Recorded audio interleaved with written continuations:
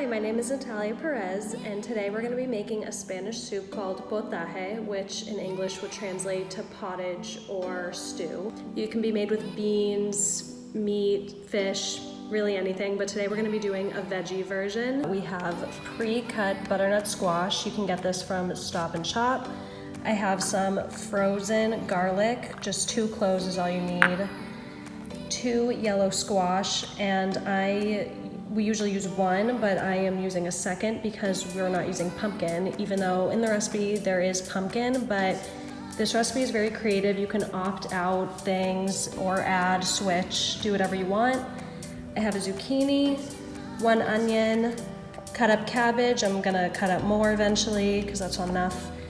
2 carrots, green pepper, 2 celery, spinach, chicken broth. I have low sodium, but you can use whatever, or vegetable broth, and that's the rest of the cabbage. While this recipe does contain a lot of vegetables, I think that it's a very simple recipe because all it mostly takes is prep work rather than a lot of cooking, because once everything is cut up, you just put it in a pot.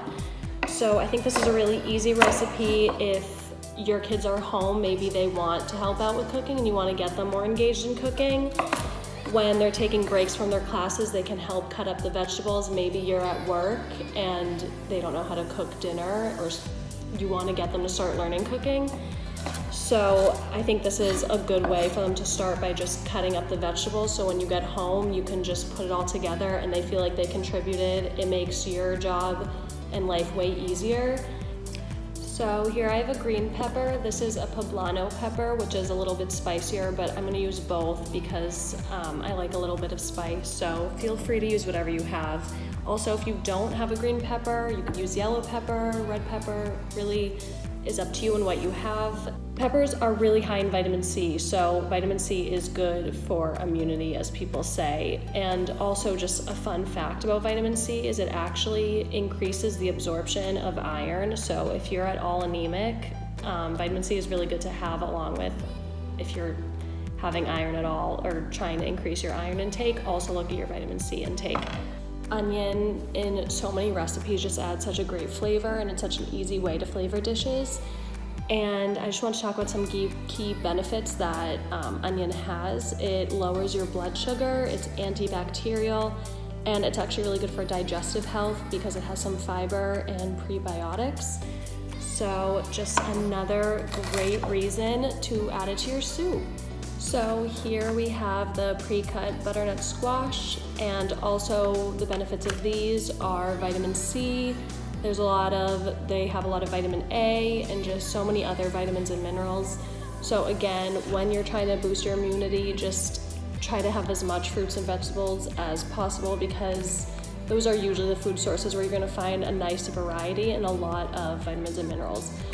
And again, not only is it a pandemic, but just back to school in general, and even relating back to the pandemic with life just picking up again, things are reopening. So even if you are socially distancing, you're still going out more now than you probably were before, because maybe you were working from home and now you have to go in person. So yeah, try to, whenever you can, incorporate vegetables to your meals. So right now I'm cutting up my second yellow squash. I just cut up the first one. But like I said earlier, I'm using it instead of pumpkin because I didn't have any pumpkin. But with pumpkin coming in season, I think it's a great addition to the recipe and has a ton of antioxidants, vitamins and minerals, very nutrient dense food. And I think many people don't think about the fact, like say if you and your family are pumpkin carving, a lot of people will save the seeds but not the actual pumpkin because I think people just don't know what to do with it. I think there's a ton of pumpkin flavored things like pumpkin pie. So now I'm just finishing up cutting the celery. And as I said before, that this is a Spanish soup. My dad is from the Canary Islands, which are islands right off of Morocco. So they're actually closer to Morocco than they are Spain. So you add some oil to your pan and you want to heat it up first. And I'm going to start by putting in the butternut squash because it'll take longer to cook. So I'm gonna let that soften a bit before I add these ingredients. So since I want them to evenly brown, these are kind of browning a little bit. I split these into 2 different bowls, so I'm gonna put this half in first and then the rest so that they each have a chance to evenly brown. So in 5 more minutes, I'll put it in. So I added the rest of the vegetables, and now I'm putting my garlic into a garlic crusher. And I'm gonna add that in.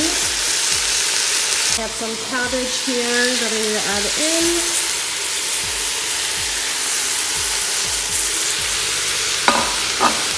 And after a little bit, this will probably all be close to browned, and then I can add some spices. So I have Himalayan pink salt, doesn't matter, use salt, pepper, oregano, cumin, and this is just sweet Spanish pepper. So once this is all browned, we'll add that in. So this is currently what the vegetables look like right now. I think that they're mostly ready to add the seasoning. So now everything is pretty much browned at this point, so I'm going to add all the seasonings. So now we are going to add our chicken broth. And then once I finish this, I'm gonna fill it up with water and add that as well. So this is what it looks like. And I put it on high because we want it to start boiling, but then once it starts boiling, we're gonna put it more to medium low and let it cook for about an hour. So it's been cooking for probably 20-25 minutes right now. I have some herbs here that I'm gonna add later. This is some mint, cilantro, and I didn't have fresh sage, but I've ground. And I'm going to add some saffron. I have these saffron packets. I know saffron can be pretty expensive, so if you don't have it or don't want to spend the money, you can use paprika instead. If you do have saffron though, and you want to see just a little tip how I'm gonna do it, is if you have it in these packets, I open them up a little bit and they come in these stringy threads. So I kind of grind them with my fingers to make sure it's not in threads when you have it in the soup. Slightly in threads, if you can see, but it's mostly ground up now. So now I'm going to add it into this bowl. Maybe I'll do it a little bit more. And now I'm going to add some of the broth into the bowl. So this is just to make sure when I pour it into the soup, I'm getting basically every bit of it. And I'm gonna mix it in a little bit. And I'm even gonna add some oil to make sure that it kind of settles, the flavors all come out for when I add it in the soup. And I'm just muddling it a little bit right now. So now it's probably been 35 to 40 minutes. So at this point you can add spinach that you have. So even if you don't have spinach, if you want to add maybe kale too, you can. It might take longer to cook, so if you do something like that, I'd probably suggest putting it a little bit sooner because spinach cooks really quickly. So I'm going to put spinach in. Now all my spinach is stirred in, so I'm going to add our herbs. So I added more broth to the saffron. I'm going to add this in now. So this is ready to eat. You can serve it like this, but I am going to use a hand blender and just blend it all up. This is what it looks like once it's all blended up. So here are the two versions of the soup, unblended and blended all together. The blended is really nice if you want a creamier bisque consistency, but if you don't feel like adding in that extra time, or if you don't have a hand blender, having it like this is also very delicious.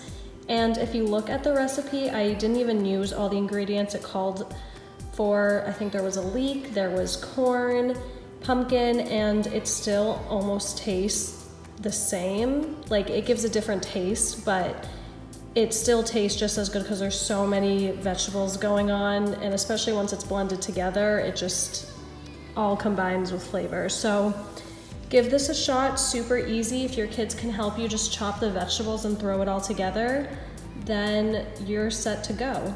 Thanks for watching. Bye.